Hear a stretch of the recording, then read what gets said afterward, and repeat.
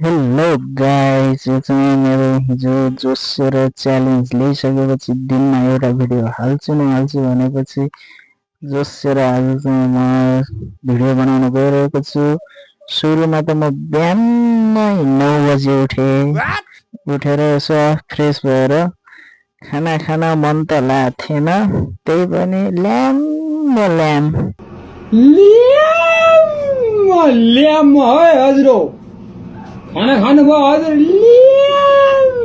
Lime एक थाल भात खाए।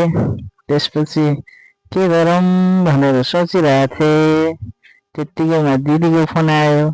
हेलो भाइ, यहाँ हिजो मोटर ल्याइदिएर हाम्रो मोटर बिग्रियो भन्नुभयो। अनि त्यसपछि म फेरि स्पिडमा धुम्म चाले भन्दै दिदीको घर गइपुगेँ। अनि दिदीको घर गइपुगे मात्रै थिएँ, त्यहाँ चाहिँ काम चलिरहेको रहेछ।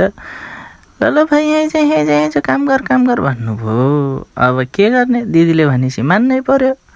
अनि फेरि एकछिन काममा लद्दे।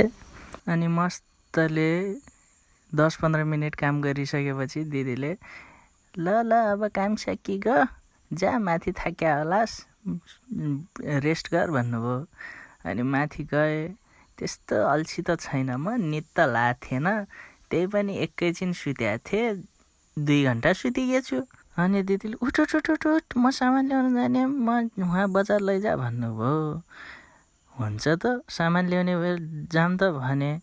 कहाँबाट सामान ल्याउने हुँदो, उहाँ त सामान ल्याउने बहानामा फोटो खिच्ने पो मन लागेछ। फोटो खिच्नुभयो, फ्र्याकफ्रुक गर्नुभयो, भिडियो बनाउनु भयो।